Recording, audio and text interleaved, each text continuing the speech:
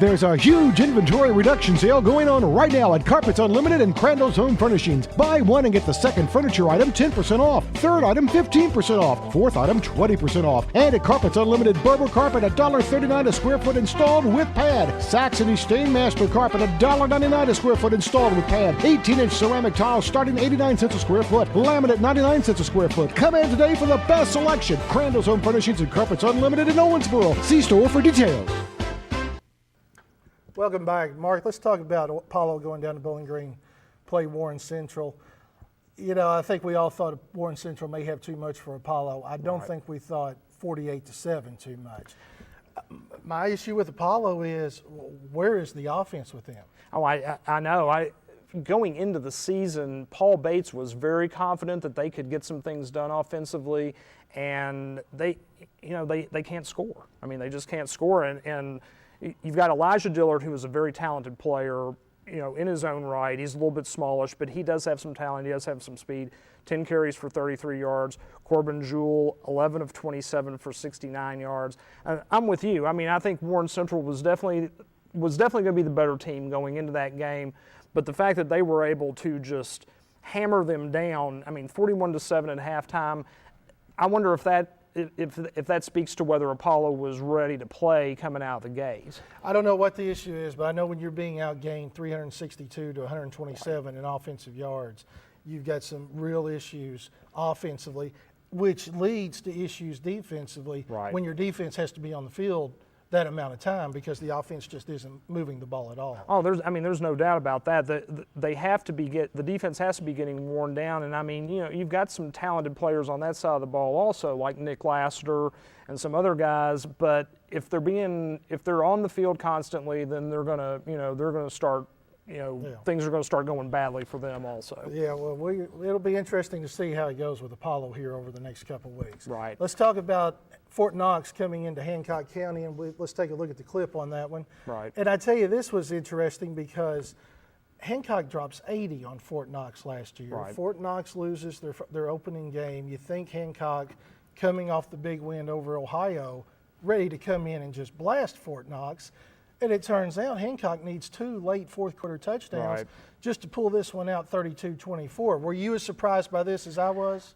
I don't know. When I talked to Chris Morris during the week, he was very leery of this game because he thought he was saying what we're trying to do coming into this is talk to our guys about, look, they're a lot better than they were. We can't go in there thinking that we're just going to run all over them like we did last year. I don't know if that was as much of a factor as maybe just Fort Knox being better, but definitely, I think it's definitely a wake-up call for Hancock County. But Morris was definitely concerned about this game because of the 80 points last year and just with the ease that they were able to win. Yeah, well, Hancock County's balance in the backfield definitely came into play again in this one. Dylan Hubbard rushes for 93 yards on 19 carries and a TD. Eric Doyle, 92 yards on 13 carries with 2 fourth-quarter TDs that just turned out to be huge. And Matt Rapp does a lot, for not a whole lot of work, 6 of 13, and he gets 130 yards out of it. So once again, we see what it's going to be for Hancock. Hancock's going to hit you with a lot of different balance. Right. I think I've been very impressed with their balance. The first couple of games of the season, you can throw Grayson out. Grayson's very, very much better than Hancock. But their second game when they picked up their win, Doyle and Hubbard again have almost equal yardage. They're doing a very good job of getting those two guys the ball, when they can work, kind of in tandem with each other, and they're able to both be effective. And then the few times I've seen Rapp play, he's been very good. He keeps them rolling down the field. He doesn't do anything spectacular, but he keeps them in motion and he keeps them going. So I think it's pretty impressive. And their defense must be fairly decent as far as being able to keep people somewhat under control. Although Fort Knox seemed to be able to do some things against them. Well, I think Hancock is very good, down to down. But I think they are maybe a little bit susceptible to the big play, and we just saw that right there. A lot of the touchdowns they've given up have been on big plays. Cody Murphy had a 59-yard touchdown run, that was really the only touchdown while the game was still being Right. contested that they gave up there. So I think the defense is solid, but I think they got to be a little bit wary of how can they avoid giving up the big play that lets teams that maybe shouldn't be in games Right. stay in games. I mean, that's the thing they got to watch out for. But Hancock County, we just see them, they're progressing. Last year they had a good year. This year it looks like they're on that way to having a good year. I'm really impressed with what Chris Morris is doing with that program. Yeah, I mean, last year, heading into last season, I think there were a lot of questions about, just where the program was and that kind of thing. And I was impressed with how they worked through last year and got themselves right. And it seems to be going, their confidence level seems to be up coming out of last year. And I think that things, they have a certain amount of talent. They're finding out how to use it better than maybe they did 3 or 4 years ago. And they seem to have good momentum going right now. Well, let's talk about Graves County going into Greenville to play Muhlenberg County. And it's just the same old story, but a different week for Muhlenberg County. They get off to terrible starts. They fall behind 27-0 in this game. And, realistically, it's over. Right. 27-0 and it's over. They end up losing 56-21, and Graves just hammered them with that wing T offense, 325 rushing yards. Are you surprised that Muhlenberg hasn't shown us more to this point in the season? They're now 0-3, and they've just been, they've been hammered pretty good at the start of all 3 games. I'm very surprised because I thought Muhlenberg would be able to build a little bit on the momentum they had coming out of the end of last season, and they've got some talented players. They have some really good athletes. I don't know if they're so much really good football players at this point, with where they are being a very young program, new school, that kind of thing. But they have some good athletes.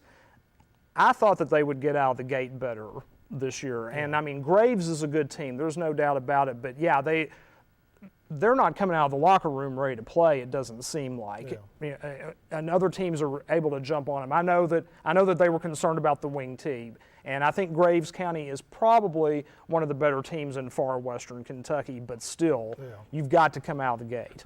And the last game to talk about from last weekend was Allen County-Scottsville coming into McLean County, playing the Cougars, 48-0 Allen County-Scottsville. Allen County-Scottsville is ranked number 8 in 4A. McLean's a team that's definitely on the rebuild. So there was nothing about this game that really surprised me.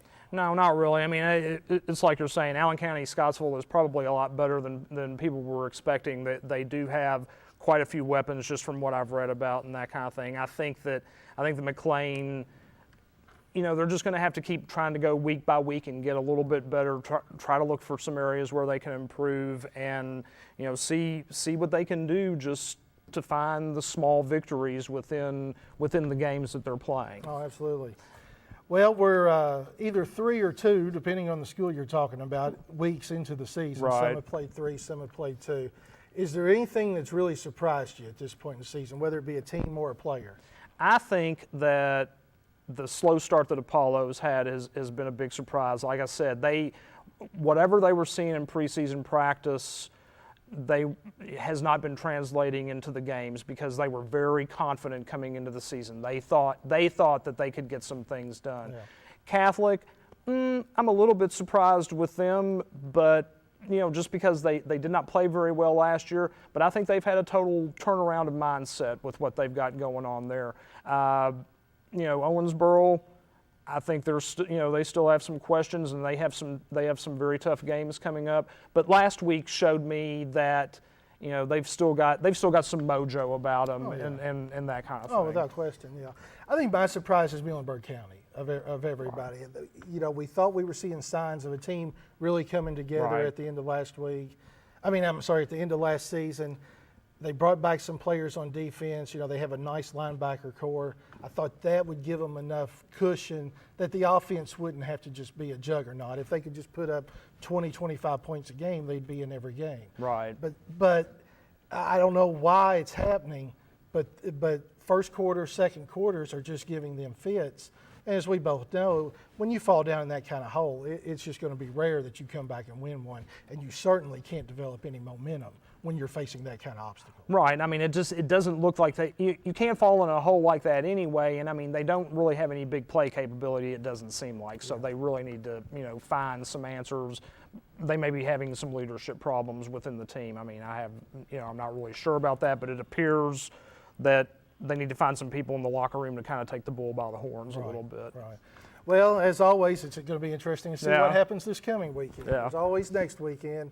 Hopefully everybody can get it turned around who's struggling right now. Exactly. Well, that's it for today's show. We appreciate you watching. We will be back live at 2 o'clock Thursday. All shows are available on the archive at www.messenger-inquirer.com at any time on demand. And Mark, we appreciate you stepping in today for Jim, and I'm sure we'll see you again through the course of the season. I appreciate it. It was fun. Well, so next time, we thank you for watching. Goodbye.